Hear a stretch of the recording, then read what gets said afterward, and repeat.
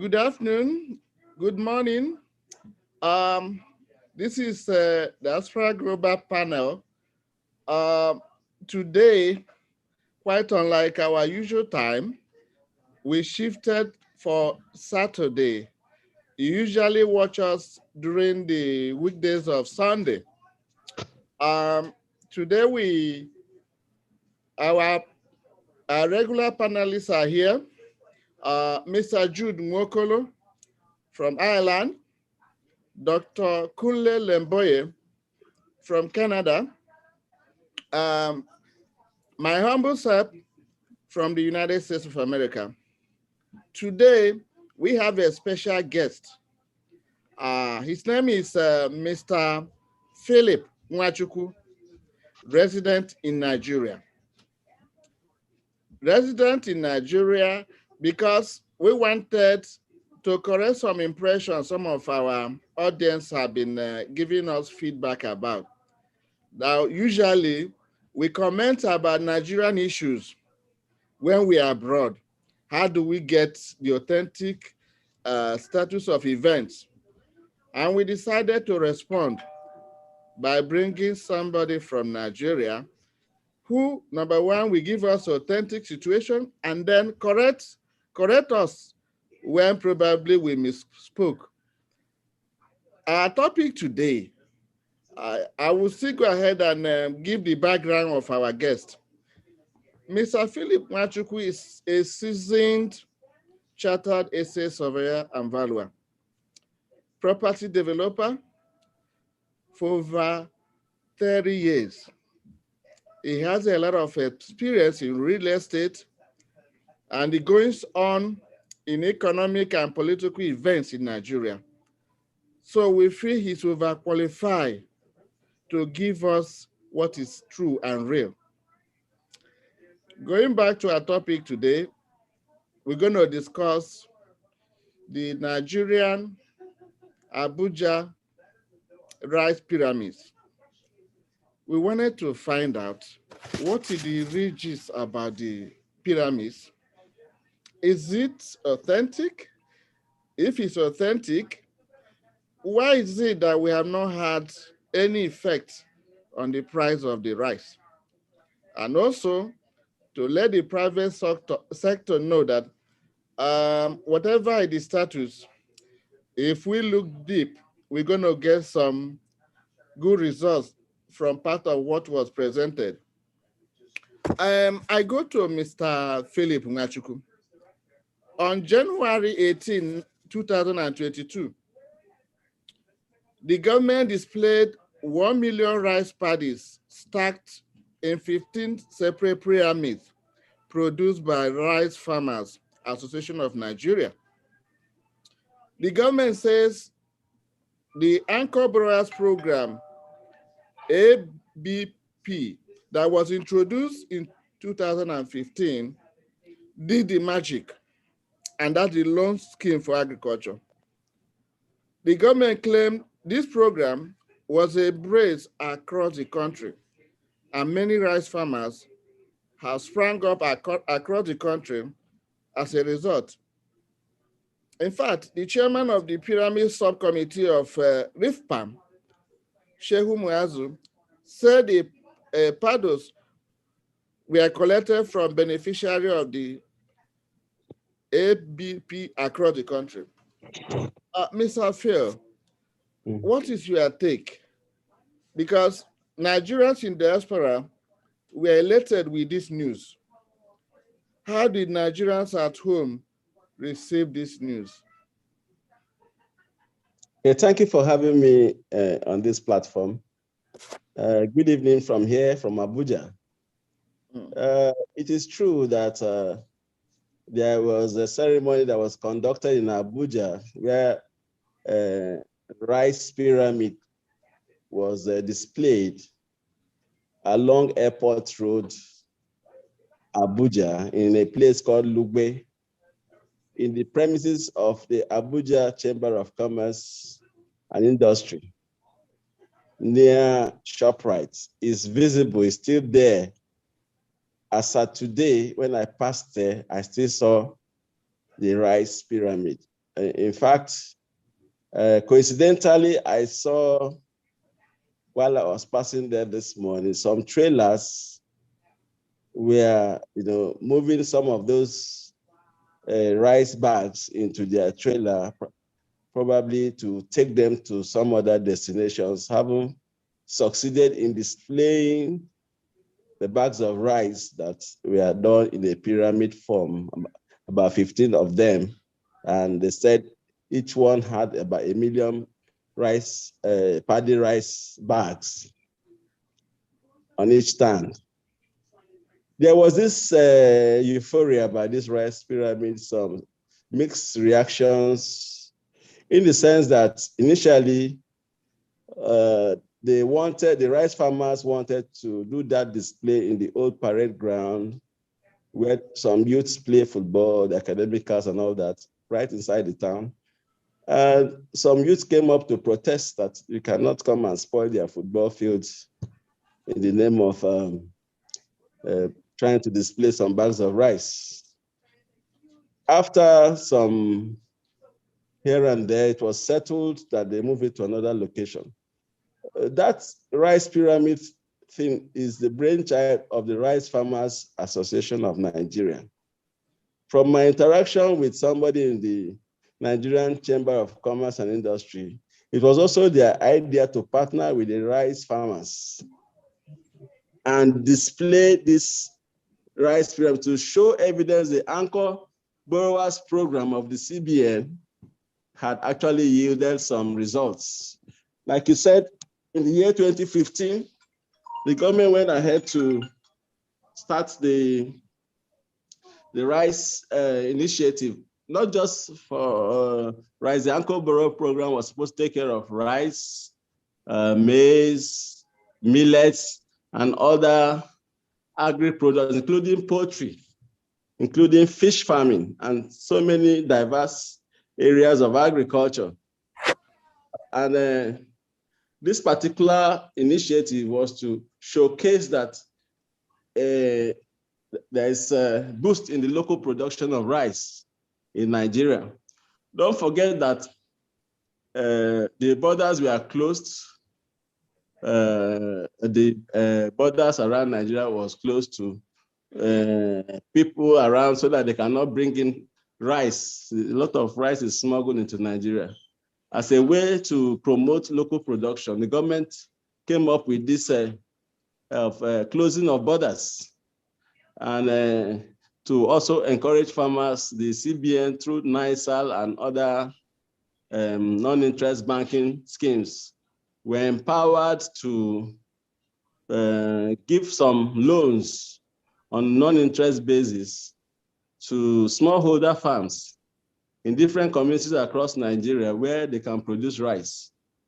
And after this 2022, since 2015, and they decided to come and say, okay, from the harvest from the farms, let's take it to the center of Nigeria, which is Abuja, and showcase it to people to say that the program is actually working. So it's another thing to display rice pyramids, another thing to see whether it has impacted on the price of rice on a downward scale. But we can see that that has not been so far. Maybe after this issue of the pyramid and they go back to the mills. Don't forget, these are paddy rice. They are not yet milled. They will now take it to the mills and then mill the rice and then send it to the market. Perhaps it can bring down the price. For now, it has not. Let me stop for now. Okay. Thank you so much. We are very impressed with your on-the-ground assessment. Mr. Nwokolo, Jude, can you ask our guests any of the intended questions? Yeah, thank you, Mr. Philip, for being our guest today. we see you, and thank God you're looking good. I've seen someone from Nigeria live, looking vibrant. Probably you are eating the rice and you're getting yourself fine because you're close to Abuja there. So, well, but from what I hear from I calls a lot of friends, colleagues in Nigeria because I was there before, and they gave me their own intake about it, and they all told me that it's shambles anyway. And now you are here trying to address the issue.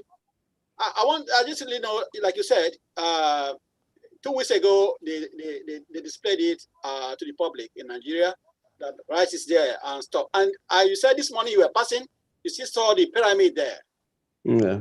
So can you just explain to us here, or what does that mean? That after 2 weeks of displaying rice, which they have harvested and they're supposed to be milling and supplying Nigeria, is still there in Abuja, not being used? Is it a display of ego, or is it a part of political,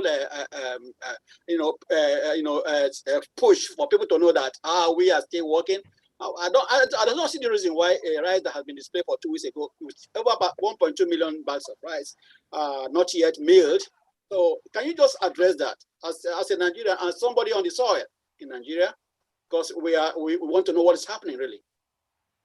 Okay, at a time like this, where we are getting into the political era of election, you can't rule out some politicking of trying to showcase some achievements. Government would like to promote themselves, say, okay, we are succeeding in this area, particularly agriculture that government has been giving so much attention to through the CBN intervention programs. There was, once these rice pyramids were posted on the internet, people started coming up with different theories or pictures of rice pyramid that was with a structure of wood, and trying to show that the rice was not actually all rice, but a framework of wood and some rice put on it to do some abracadabra. Yeah. But when I discussed with the people, one of the stakeholders, I said they actually rice in those bags. And truly, as I was passing today, not yesterday, I saw that some trailers were moving those rice, and I didn't see any wood. We can politicize everything, but when you see the truth, you say it as it is. I saw those rice there. Yes, that's what I'm saying. It's not actually what is there, this wood of a thing. It could be some Photoshop or somewhere in another state before now. Actually, this thing happened in Ogun State. And that's Governor Ibikunle Amosun. And we realized that a lot of people, critics, have been referring to this structure. Yes, Governor Ibikunle Amosun did not even hide the fact that they used a wood structure, you see, to build the pyramid. So good. This is not Abuja.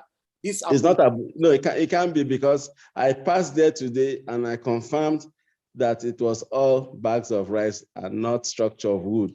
Now, where the question is, you ask why did they leave it for 2 weeks? It's politics. It could be that they want to know people to really see that this rice is actually existing. Now, what next? Where are they taking the bags of rice to now? To the mills, and after that to the market or to warehouses to hold them? So it depends. If going by what has happened in the past, where some palliatives during the lockdown were sent to warehouses in the states, and some of those states did not distribute the rice until there was answers, and people went there and vandalized the place. So it is wanting to display the rice on the field, another thing to make it available to the market, because it's a matter of demand and supply. If you have enough supply of rice, definitely, if you flood the market with rice, the price should come down. Yeah. But so far as we are speaking, the price of rice is still beyond the reach for the ordinary person. A bag of rice I bought some in December, the foreign rice was 36,000. The local rice, the one produced in Nigeria, is upwards of 25, 26, 27,000. So if you look at the minimum wage, you see that where we are coming from in 2015, when rice was about 10,000 naira or less per bag, hovering around there, and 36,000, you know, the price increase, the inflation is so high. That notwithstanding, I can say that some private sector people and some state governments have also come up to put more interest in rice production. You can hear about the Kebbi rice with Lagos state government partnering to produce rice in Kebbi. You can hear of Bull is produced somewhere in the north. You can hear, of course, Charis rice produced somewhere in the east, and in Ebony rice in the Ebony state. So there's a general increase in interest in rice production, but it has been, and even generally in agriculture, but not to the extent of forcing down the prices yet. And also, we all know the insecurity that is plaguing the country, whereby herdsmen attack farmers, whereby people are kidnapped in their farms, whereby armed robbers are still, you know, having swell time. These are the things that encourage, discourage farming, as it were, for people who would have loved to go into farm to produce. So beyond displaying this rice and all that, if you don't handle the issue of security, if you don't handle the issue of banditry, kidnapping, and all armed robbery and things going on in the country, you just be scratching the surface. So that's where we are. We are not yet there yet.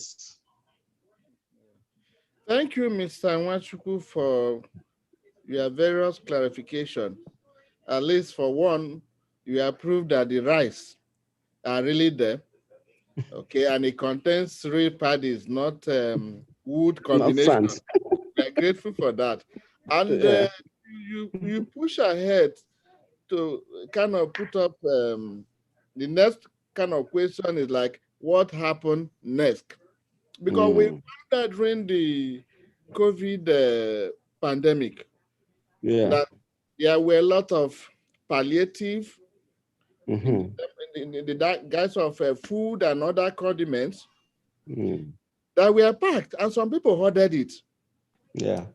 So the question now is it going to go the same way of individuals who are well connected hoarding this rice and then preventing the intended purpose of government program? Now, Dr. Kunle, can you come in here and dissect most of his presentation?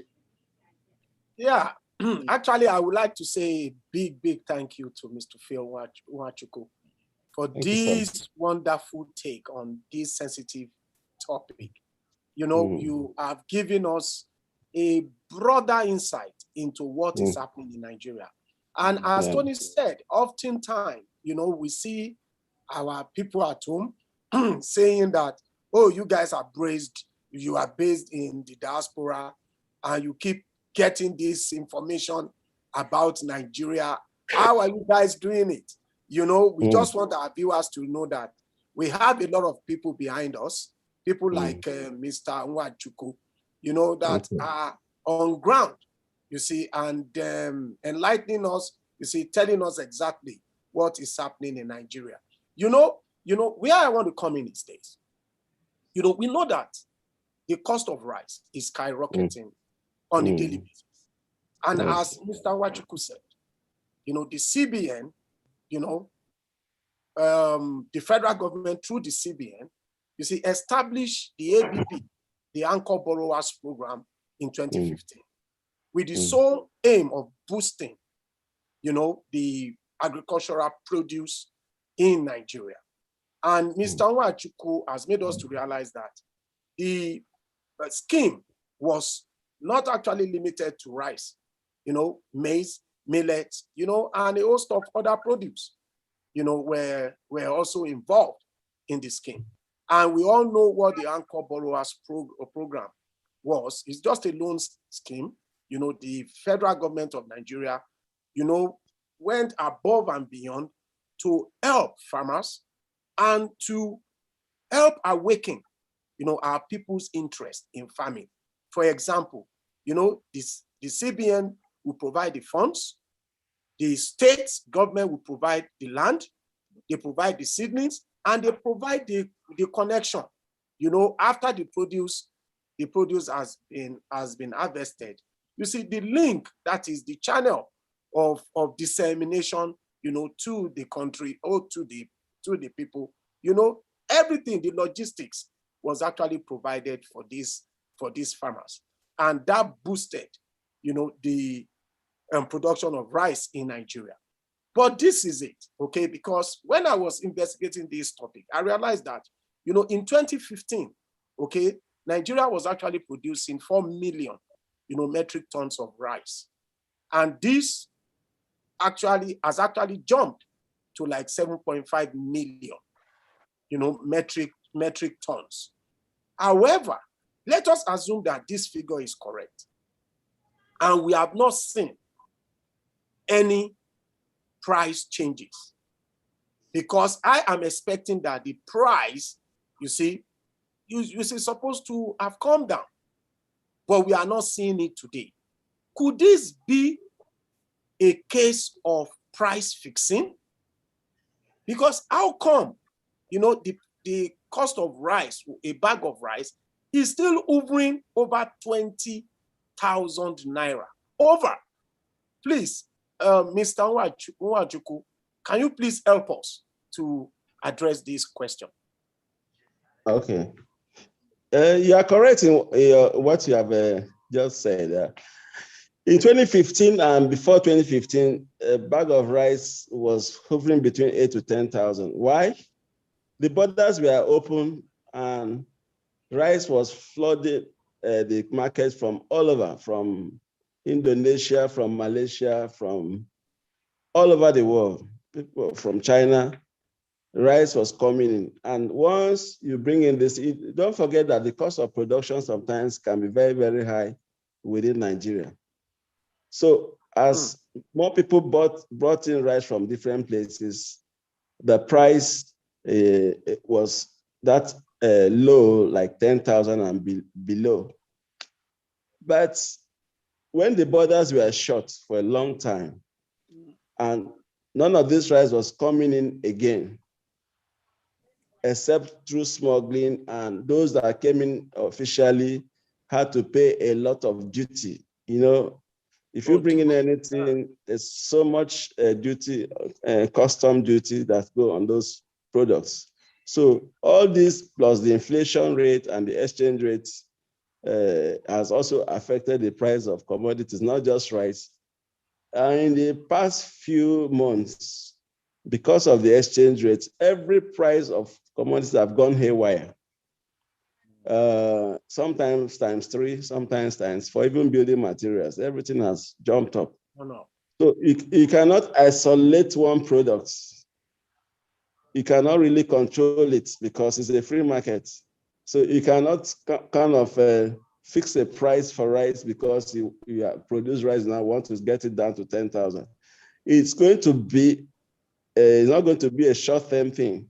By the time, really, if this rice, like you have told us now, that has moved from 4 million metric tons to 7.5 million tons in a year, by the time this rice within from 2015 to 2020. From 2015 to now, yes. Now. Yes, that's what they are quoting on their figures. Yeah. It's another thing to know whether that is true or just somebody is coming up with statistics. With statistics. Because the statistics, it can lie. If you have more production, if you have more supply, definitely the price should come down. Why is it not coming down? it means that there's a gap somewhere. Because nobody is going to ask you to fix any price in whatever you are selling. It is what you buy. It's what you buy in the market that you will sell and make a little margin. So if people can get the rice at 10,000, they will sell 12,000, 15,000 and buy another one. So it is not available as they're making it look like. Oh. So for now, we're going to have it. Maybe after this pyramid display, the rice will go to the mills.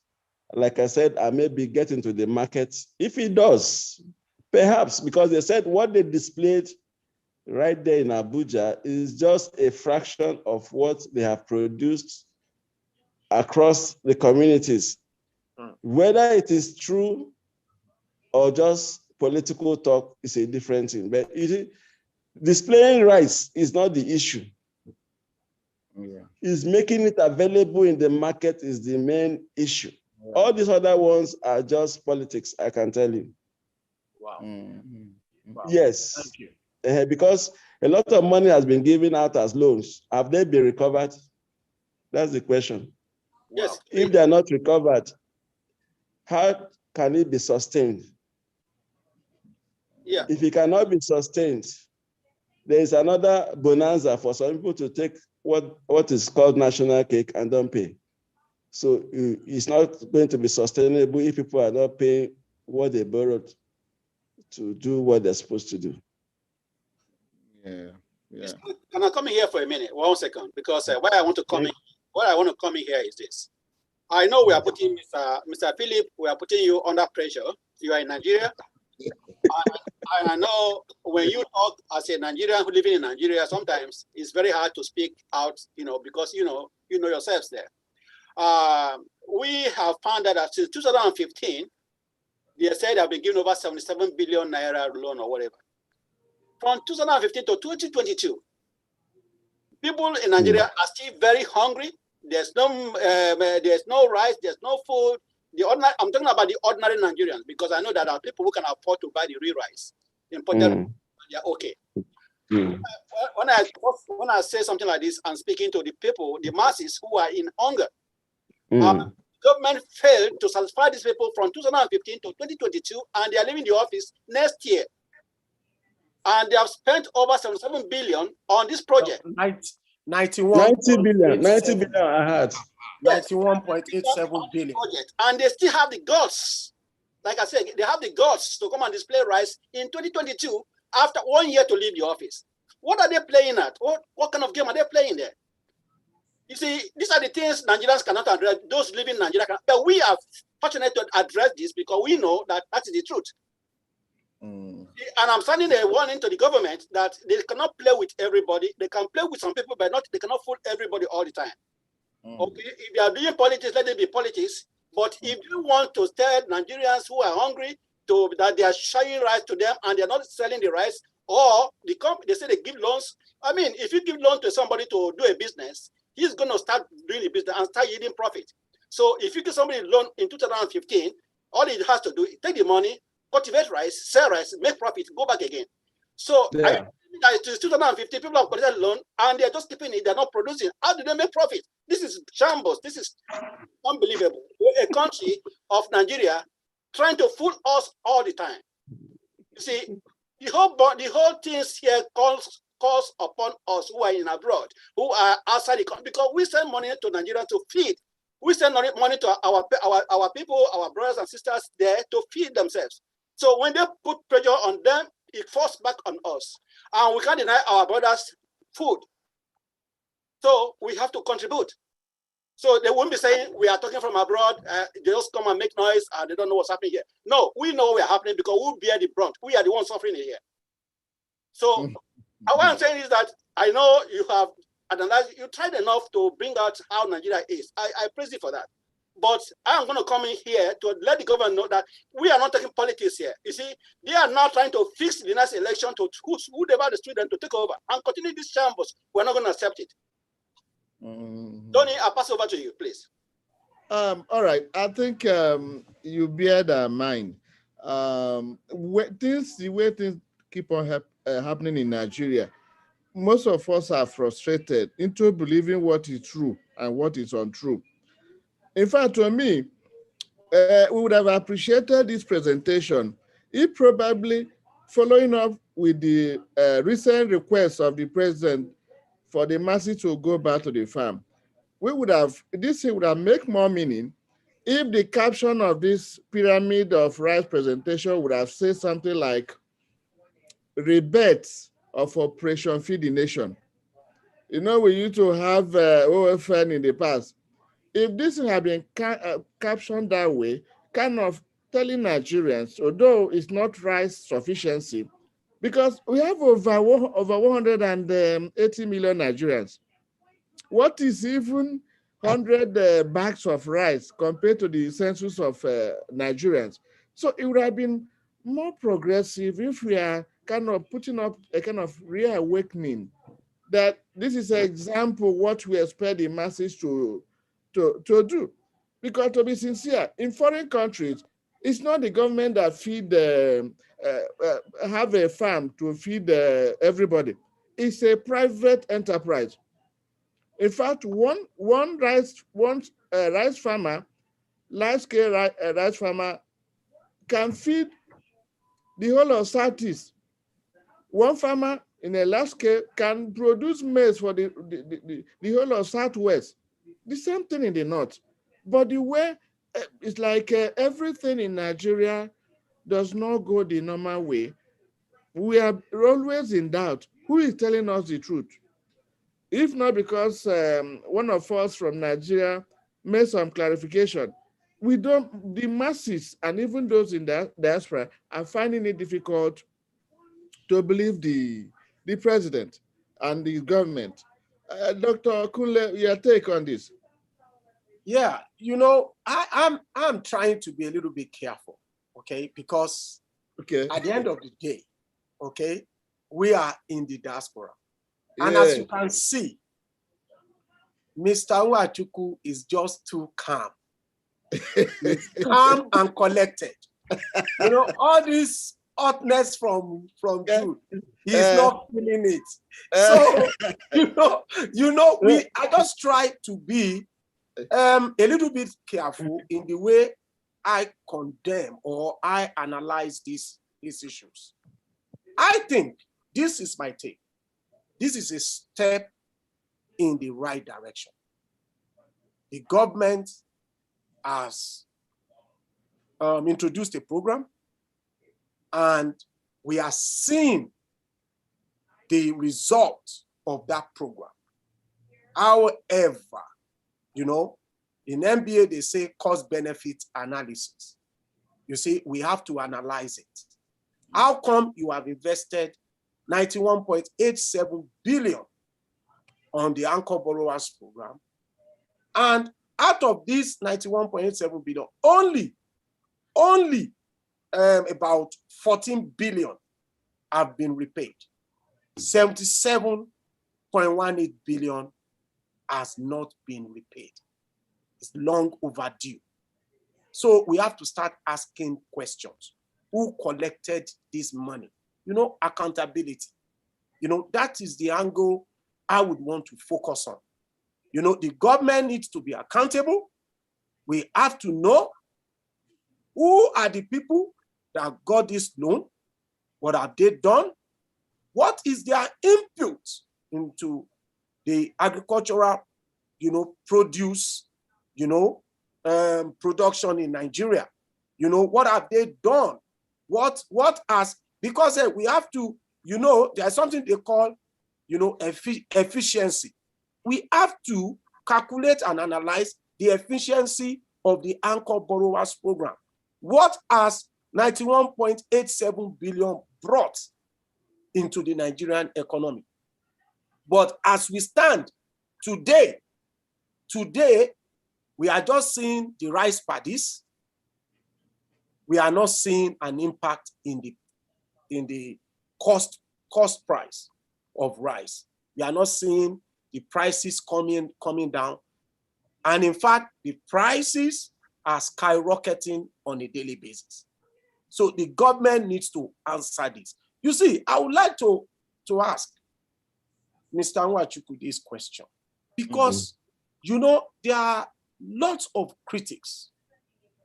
They are jumping, you know, on this inefficiency in our process, you know, that we have just analyzed. Government has spent so many billions. And in fact, I have the chief executive officer of Green Sahara Farms, Suleiman Dikwa, who accused the government of just launching a publicity stunt, you know, by this rice pyramid. And a lot of stakeholders disputed the veracity of the federal government of Nigeria's claim. In fact, they said that those rice paddies were not from the beneficiaries of the Rice Farmers Association of Nigeria. They claimed that the government procured the rice from neighboring countries, Cameroon, Niger, Togo, and Benin. And in fact, the PDP in their usual form, they said, this is a pyramid of lies. Please, Mr. Nwachukwu, can you just shed, I'm very sorry. We have to put you on the spot. Because, you and I know, for the benefit of our viewers, I know that they don't, Tony did not mention this. I know that you are a man of God, you are a pastor. Yeah, you see, correct. and I know that you have been giving us an honest, unbiased assessment of the situation in Nigeria. Please, what is your take on this, on the critics? Okay. Following from the hardship in Nigeria and the way things have been going from bad to worse, people are entitled to be hurt and express their feelings, to say they are not happy with the way things are. But like I said, some efforts are being made. I happen to have traveled from Abuja to Kano not too long from now. And I noticed a lot of farms on the road, on the left, on the right of the road. I saw maize farms, I saw millet farms, I saw pepper farms, I saw onion farms. So like you said, like I told you, it's not just about rice. Other things are being farmed. And who are these farmers? More of private sector initiatives. People are engaging, in farming activities, which is going back to the land. For us as a nation, we need to go back to the land. It's not about just building houses and hotels, as some people think. If you go to the South, you see that many people are interested in building hotels and houses. Why those are good? Thank you. Why those are good? It will be good for also private sector to go into serious agriculture and the value chain that is involved, including processing of such product. Because if you just farm and you don't process to the final product, you don't get the actual value of those products. Yeah. You end up doing this smallholder farmer, peasant farming, and you see, it cannot take us anywhere. I cannot dispute whether some of those paddy rice were brought from neighboring countries. It is possible these people can play some gimmick, because for them as politics is all, sometimes you just lie or do anything to promulgate whatever you are doing sometimes, which is unfortunate, really. I cannot be, I don't defend the government. Don't think I'm defending the government. They can do anything. Thank you. I'm not a politician either. Yeah. But when you see something good, you also commend it. Like I told you, I was impressed.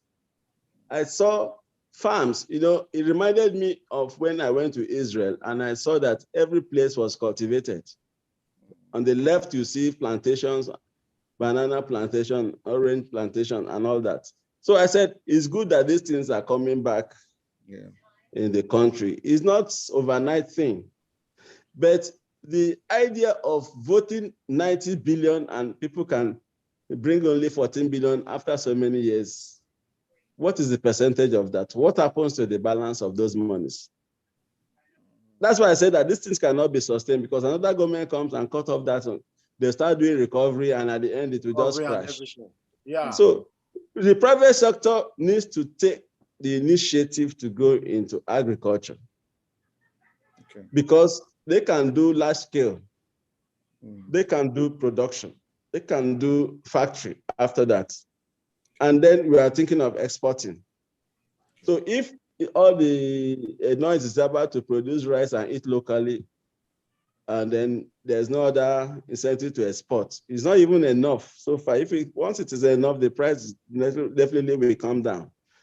So these are just some of those things. You see, the political people want to use it to play some mind game on people. Because like I said, if there's rice, the price will fall. There is no magic about it. It's demand and supply. If they produce enough rice, you don't need to go to the market to do price enforcement. The price will naturally crash. That was what was happening before 2015.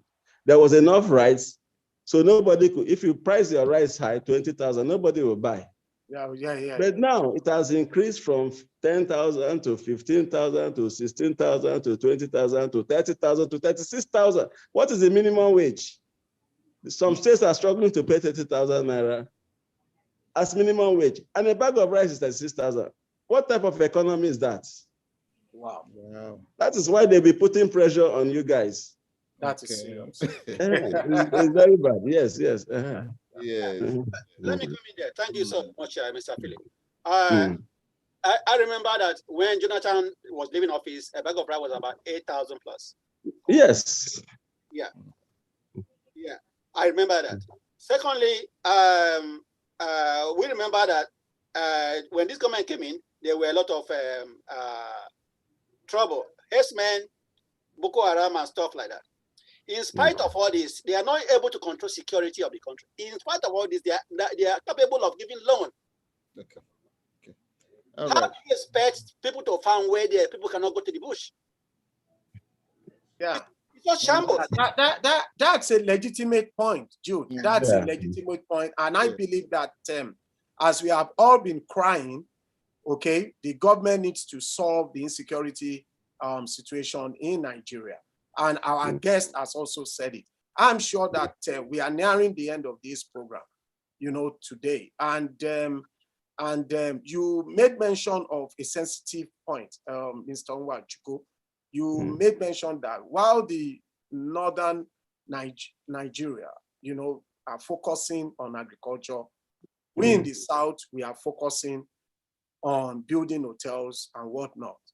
So I think we need to analyze our priorities and reorient our mentality so that we can all embrace agriculture across all nook and corner of the country. And I think we have come to the end of today's program. Do you want to close, Tony? Okay. I think we are so happy with the presentation we got from home. My advice should go to the Nigerian government. There is no need displaying rice here and there. In actual fact, it's not your responsibility to sell rice to the citizens. You need to provide infrastructure where there are no water. Try and find irrigation. Yeah. Let us have all the infrastructure that will enable a farmer survive. To the public sector, stop looking towards the government for production of food. There is no way the government can provide food for everybody. Go to the farm, whatever you can, even private individual, any small space at the back of your house, have a garden to reduce the pressure on the market. We should not be blaming government always. We only ask government to do their part. Thank you for coming. Yeah, thank you. Jude, any last word? Well, last social media declaration.